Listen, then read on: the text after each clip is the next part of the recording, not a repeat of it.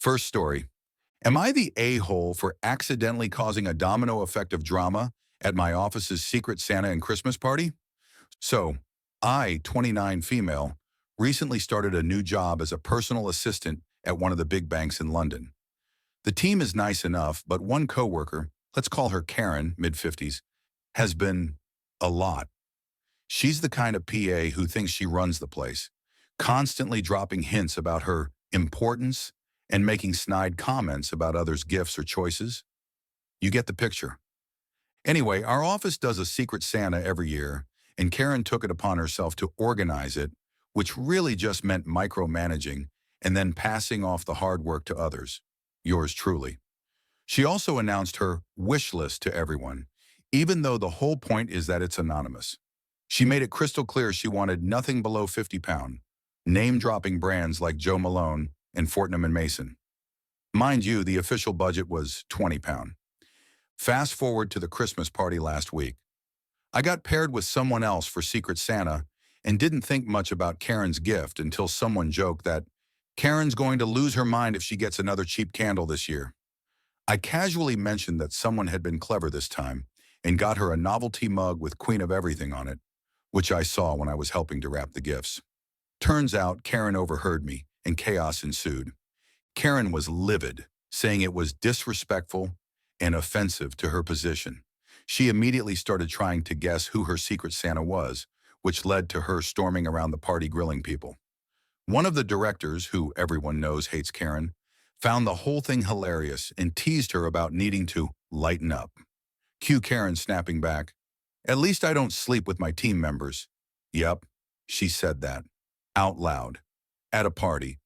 This set off a chain reaction because apparently the director has been rumored to have a thing with a senior manager, something I didn't even know until Karen brought it up. The room went silent, and then Karen doubled down, saying, "Oh, come on, we all know about the business trips." Meanwhile, another coworker, let's call her Emily, stormed out crying because she's married to the senior manager in question. Turns out Emily also suspected something, but hearing it in front of the whole office was the breaking point. By the end of the night, Karen's Queen of Everything mug was the least of anyone's concerns. HR had to step in to diffuse things, and Karen was called into a meeting the next morning. Apparently, her behavior at the party was the final straw, and she's now been reassigned to a less prominent department. Here's where I might be the a-hole. I genuinely didn't know the mug thing was a secret or that it would lead to this massive blow-up, but a couple of people said I should have known better and kept my mouth shut. Another colleague joked that I lit the match that burned down Karen's kingdom. So Reddit, am I the a-hole here for accidentally setting off the office drama of the year? And how do I recover from this without looking like the new girl who stirs the pot? Comment A, not the a-hole, this is amazing. I sympathize with Emily, but Karen's demotion benefits many others. She'll have to adjust to being the newcomer in her new department, where everyone will be aware of her demotion. Make sure she doesn't forget her mug as the door hits her on the way out. Comment B, you're the a-hole for not recording this and uploading it for us. And you'll be a bigger a-hole if you don't switch your ringtone to the theme song from The Exorcist. Other than that, you gave everyone in your department the best gift possible. The Queen has been exiled. Blame for the blow-up lies with Mr. Wandering PP. Comment C. Wasn't she going to open it and see her gift anyway? Comment D. Not the a-hole. The match would have been lit when she opened the gift. You just expedited the process. Comment E. You're asking if you're the a-hole for something that would have happened in 20 whole minutes, even if you said nothing. As soon as she opened the gift, all of those same dominoes would have fallen. Karen would have interrogated everyone. Director would have told her to lighten up. Emily would have learned about the affair. Everything.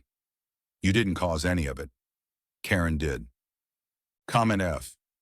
I think this is fabulous, except for Emily being hurt and embarrassed, but none of that part is on you.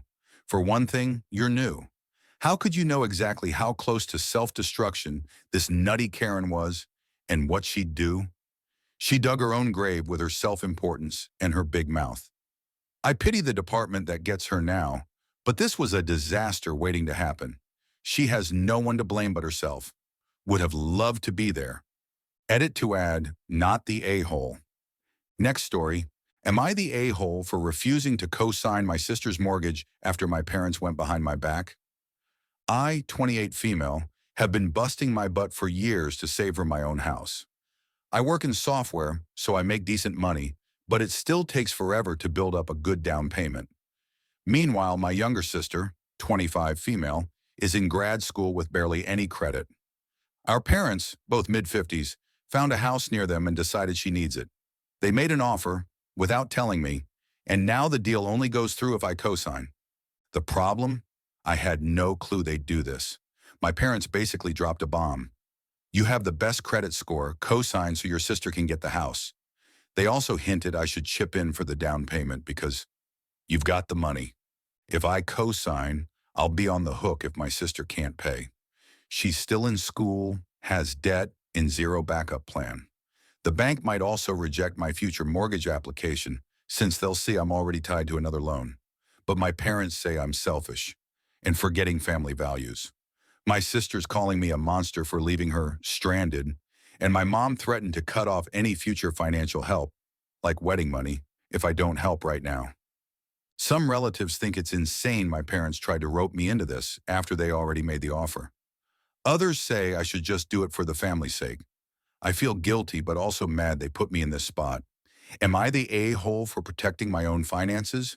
Or are they wrong for strong-arming me into co-signing a mortgage I never wanted in the first place? Eat it.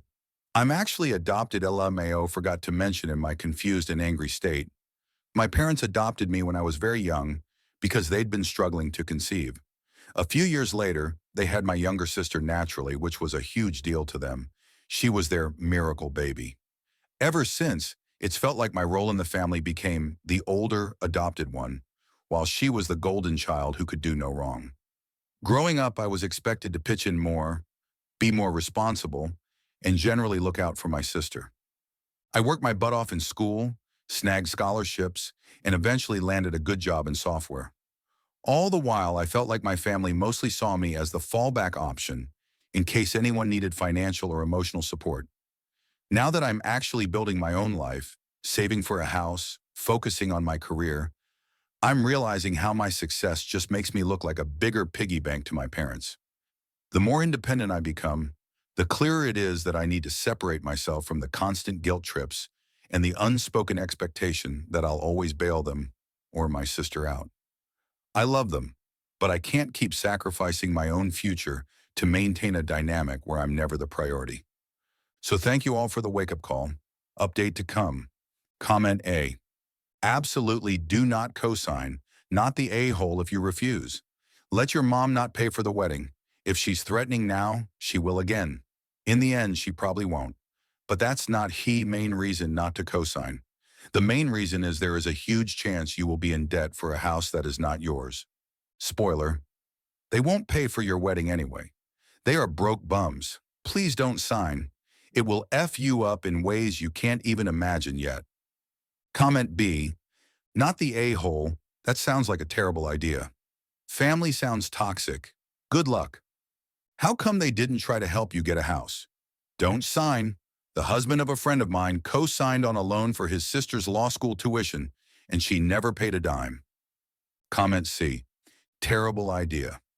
Why does she need a house right now if she has barely any credit and she's mid-grad school? An apartment sounds like what she needs. That's a really good point. A lot of people consider moving after college or grad school. It's probably safer for the sister to rent until she finishes school. Comment D. Never ever co-sign for anything for anyone. I don't care who they are. Not the a-hole for following basic common sense. Your parents' demands are ridiculously unreasonable. Comment E. Lock down your credit score and make sure they can't use your information anyway. My sister had hers trashed by the EX because he would take out loans in her name. I have seen parents do this as well, regardless of the child's age or consent. Getting on this now, thank you. Contact the mortgage company and title company and tell them that you are 100% not signing anything, electronically or otherwise. This too. They could try forgery if you don't sign. Comment F. Not the a-hole. You should not co-sign. If you do, you would almost certainly be unable to buy your own house because your available credit would be reduced by the amount of your sister's mortgage. Also, if you co-sign, you would be legally responsible for the entire loan, plus fees, plus interest, but have no rights to any equity. Also, as a co-signer, you wouldn't have any method by which you could force your sister to remove your name from the debt. In short, your family is trying to screw you over. Don't let them. Put a freeze on your credit immediately. That should keep anyone from trying to borrow money in your name without your approval. Refuse to co-sign anything. Don't give them money. If some family members think your sister deserves support, tell them that sis will be happy to hear that they are interested in helping her with house purchase expenses. Next story. Am I the a-hole for cutting off and flaming my future mother-in-law? I, 25 female, have done everything in my power to have a relationship with my future mother-in-law since my boyfriend and I started dating because I really wanted to have a second mom. I thought it'd be fun, but surprise, surprise, she doesn't like me for God knows what reason. I have so many instances I can list right now, but I'll try to contain. For context, my boyfriend is the eldest of 2 sons. She has no daughters and we live 8 hours away from her. The first instance I can think of is when we went to lunch because she had wanted to meet me. My boyfriend and I had been dating for 6 months and known each other for 3 years. I get there, and my first thought was, she is super pretty. Her tone was gentle and she was a hugger. But as soon as we sat down, she never looked at me again. It was 1.5 hours of her catching up with her son. She eventually asked me one question at the end, which was, "Where are you from?" That's it. I proceeded to think I did something wrong. Fast forward a few months to summer 2022, she told my boyfriend she was planning a family vacation and told my boyfriend he could either come up to her in July alone, I wasn't invited, or he could come up in August with me. I was allowed to come. I was hella confused because I didn't understand what made the terms that way. His dad's family was always inclusive of me, and mine was with him. I was weirded out, but thought I was being sensitive and told him to go and have fun. Fast forward to another few months to my boyfriend's birthday, the turning point. I had texted his mom because she wanted to come down for his birthday and visit us. I said I was flying out his best friend to surprise him, and he was going to stay with us. The weekend before my boyfriend's birthday. She never responded and didn't speak to me for 3 months because she thought in my text I said his friend was coming on his actual birthday and was offended his best friend could spend his birthday with him and not her. She called my boyfriends and decided on a date. She would come a week before his birthday, since February is a busy month for us. 4 family birthdays, Valentine's Day, and our anniversary. As the day comes and I'm cleaning the apartment, she calls him and asks him where they will sleep. We lived in a 1-bedroom, 1-bathroom at the time, but had a pull-out couch that turned into a bed, and he explained this to them. He also said that I would be visiting family while they were here. I decided to remove myself and let her spend time with him because I know that's what she values most. After he said I was going to be leaving the next day, his mom proceeded to say they would stay at a hotel tonight and stay at the apartment when I was gone. I started crying because I was so hurt at the way it was said, and my boyfriend was immediately pissed and called her. He said all he wanted for his birthday was for the 4 of us to spend time together, and it was mean of her to say. She said she didn't know that's what he wanted, and he should have clarified that. The whole weekend was a crap show. I left. His birthday was ruined for him, and he even had a talk with her before they left, and he told me it went nowhere. Fast forward to Christmas, she rented an Airbnb and actually allowed me to come. It was me, her, my boyfriend, and his brother. I unfortunately had to work that weekend and couldn't do any activities with them. I work remote, so I stayed back at the Airbnb. But to be honest, I think she was happy about that. Later that night, after I finished work, I passed out. My boyfriend stayed with me while I was sleeping. When I woke up, he told me his mom and brother had walked into town and wanted him to come and take family photos. She told him to leave me there while I was sleeping. He said he didn't want to and chose to stay with me. She got upset. Now, there's been a lot of other stuff that's happened. I've had a one-on-one talk about how her actions made me feel about 4 times. She cried and proceeded to tell me her backstory. It went nowhere. My boyfriend started to see more signs that weren't okay with him and said he didn't want to be involved with someone who acted that way. Didn't matter who they were. So he called her to tell her he wanted space. She then called me and said she wanted a relationship to get to know each other. 2.5 years later, she wanted to call once a week. My dumb brain said yes, because why not give a second, third chance? Everyone in both of our families told me that he'll always choose his mother over me, so I wanted to know I put in every effort with her to make sure that didn't happen. She called me once, and it was very fake, clearly wanting to know how my boyfriend was doing and if we had any plans. I felt weird calling her and talking to her when my boyfriend and her weren't speaking, and decided to ask if she was okay. She acted confused, like she didn't know what I was talking about. When I finally was specific in saying it was about her son, she raised her voice at me, saying they have a great relationship. And she doesn't know what games I'm playing, but she doesn't want to be a part of it. I took it as a weird threat when she then said, "Nothing and nobody's going to keep me from my son." I just let her get it out of her system, and she didn't even give me a chance to respond. Just changed the subject.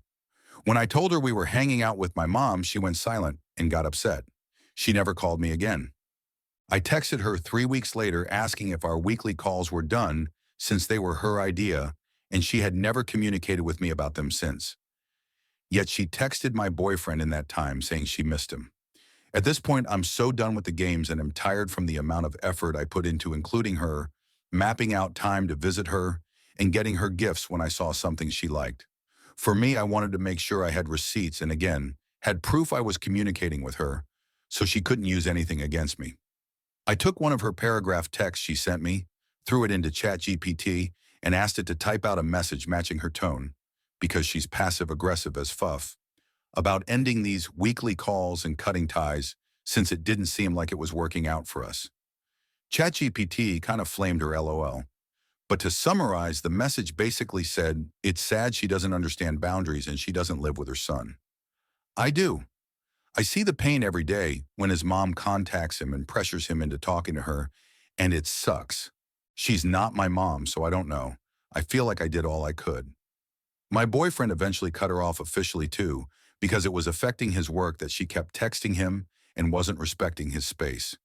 He told me when he cut her off, his mom admitted she only was talking to me because he told her to. Anyways, I don't take it personally, as I think she would have acted this way with anyone in my shoes. My boyfriend and I both admitted we felt better and lighter after cutting ties. But 2 weeks later, she sent flowers to him. I don't know how she got our address, and told him she's thinking of him. It was creepy to me. He told me to throw them out. It's been 2 months since, and now that we're engaged, we still feel the same and don't want to invite her. The ties remain cut for now, and I check in with him often on how he's feeling. Am I the a-hole for cutting her off? Should I have put in more effort or give her another chance? Update. He got an accidental text from his grandmother tonight. He hasn't spoken to her in months either, since she treats me the same way. It was his decision, but honestly, I was shocked. The text was clearly meant for his mom and said, "No, I haven't spoken to him either. I tried reaching out multiple times," she texted him once, LOL, "but have heard nothing. My texts are green. Do you think he blocked me?" He didn't, obviously.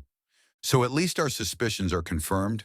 His mom is definitely trying to keep tabs on him by having his aunts and grandmother bait a response. We'll see how long it takes before the news reaches them that we're getting married and that they aren't invited. Stay tuned. Comment A. My mother was that mother-in-law couldn't understand why her offspring's partner's relationships with her were crap. Apparently, she said to my sister that her relationship with her mother-in-law had been awful and she'd hop for better with her own in-laws. As my sister confided to me whilst rolling her eyes, seems like there is a common denominator. Comment B, not the a-hole. You did way more than enough. She's not going to change, and it's not on you to fix her. Sounds like you and your BF are on the same page, so just keep moving forward and continue to cut toxic people into your lives and live peacefully. Thank you. We are doing much better without her now. Moving forward and continuing to cut those off who don't treat us right, because unfortunately we have a lot of toxic family members, but less people to pay for at our wedding, I guess. Comment C, not the a-hole.